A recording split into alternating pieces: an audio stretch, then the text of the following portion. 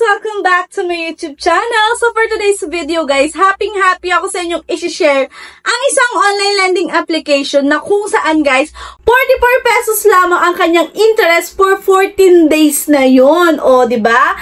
And alam nyo ba guys, ang service fee lamang po dito is napakababa, which is 68 pesos lamang.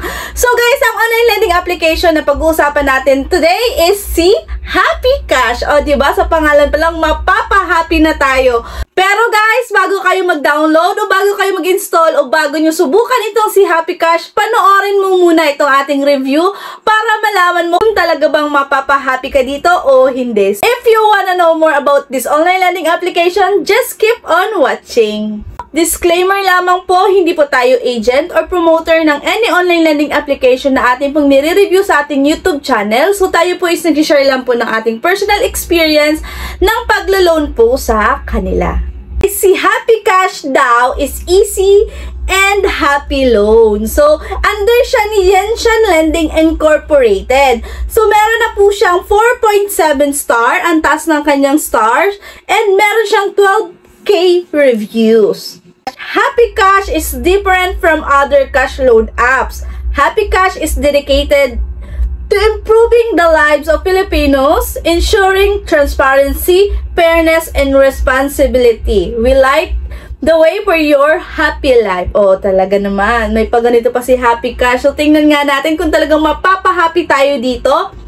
Ka-update lang po ni Happy Cash nitong June 28, 2024. Si Happy Cash is bago lang kasi guys, nirelease lang siya nung March 11, 2024. So, bagong-bago pa po itong si Happy Cash. Pwede daw po tayo dito makautang ng up to 25,000 pesos. And ang daily interest rate niya is up to 0.2%. And SEC registered, safe and trusted daw po itong si Happy Cash. As fast as 1 minute to cash out. And up to 6 months ang repayment terms. So, easy cash loan, anytime, anywhere. So, install na po natin si Happy Cash. Upon opening this online lending application, guys, mapupunta na po agad tayo sa kanyang dashboard. So, kung makikita nyo po dito, up to 25,000 pesos daw po ang pwede nating mahiram. Pero wag po kayo mag-expect na makukuha nyo agad itong 25,000 pesos kasi alam naman natin na pag first timer tayo, hindi agad po nila binibigay yung mga maximum loanable amount. So, magsisimula po lagi tayo sa mababa and then pataas na po siya ng pataas. Low interest, long period, and fast process. So, click na po natin yung borrow now. So, after that, mapupunta na po tayo dito. So, kailangan na po natin dito ilagay yung ating active phone number. And then, click lang po natin yung I have read and accepted the privacy and service agreement. And then, click let's go. And then, allow lang po natin. Meron pong dadating sa inyong verification code. So, ilalagay lang po natin yun. And then, dito na po tayo mapupunta sa kanyang permission. So, narito guys yung kanyang mga i-access, which is the device, the location, the app list, the camera, and the SMS. So, kung kayo po is magpapatuloy na kagaya ko, click lang po natin yung I understand and agree. So, narito po ang una nating pipilapan. So, yung personal info o personal information. Narito po yung purpose of loan, educational level, number of credit cards, province, complete home address, and personal email. And then, click the next. And then, after that, work information naman na po ang ating kailangang pilapan. The occupation, the monthly income, payroll period, and paydays. And then, click lang po ulit natin yung next. And then, after that, contact information naman po. Maglalagay po tayo ng contact reference. So, kailangan po is sabihan nyo yung mga ilalagay nyo para in case po may tumawag or may mag-text. So, aware po sila. And then, after that, identification information na po. So, dito na po tayo mag-a-upload ng ating IDs. And narito guys, yung mga available IDs. So, meron ditong recommended ID types. Dito, ang sabi is higher credit daw po pag ito daw po yung mga ginamit mo.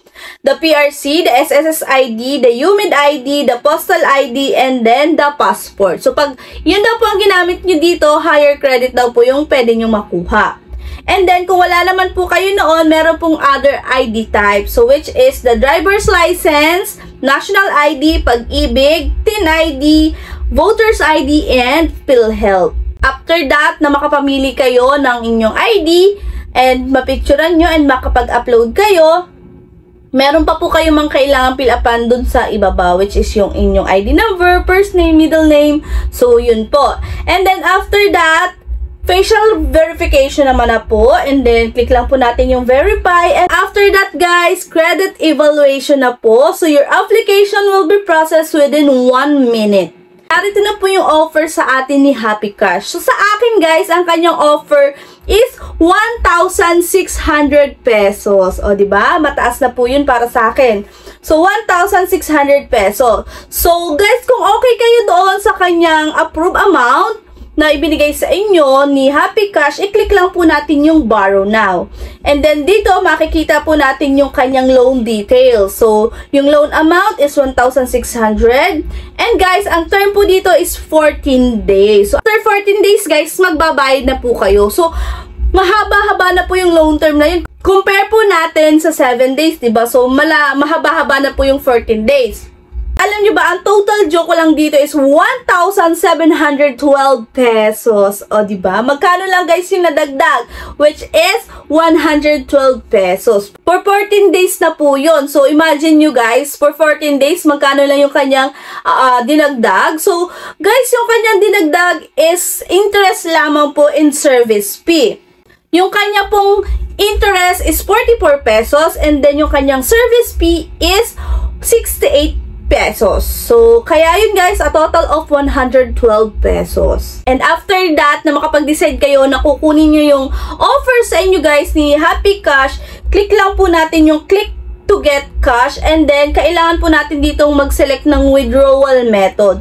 So, dito guys, GCash lang po yung available. So, ayan po, GCash lang. Kasi nga bago pa lang siya, baka mga minsan po, antay-antay lang po tayo. Balay natin mag-update na po siya at madagdagan na yung kanyang mga withdrawal method. Click lang po natin yung I have read and agreed to all the agreements and then click to get the cash. Meron pa po ditong loan assessment. So, ipaprocess pa po ito ni Happy Cash and then after po nun, cash disbursement na po. So, kung makikita nyo guys, na-receive ko talaga dito yung na-loan ko dito kay Happy Cash. And ang na-receive ko na lang po dito is 1,580 pesos kasi po binawas yung 20 pesos for payment fee. So, 20 pesos lang naman guys, hindi na yun malaki kasi kumbaga parang transaction fee na po iyon. Anong masasabi nyo guys kay Happy Cash? Mapapa-happy ba kayo o hindi? So ako guys is napa-happy ako kasi kung makikita nyo naman, kinuha ko o grinab ko yung loan offer sa akin ni Happy Cash kasi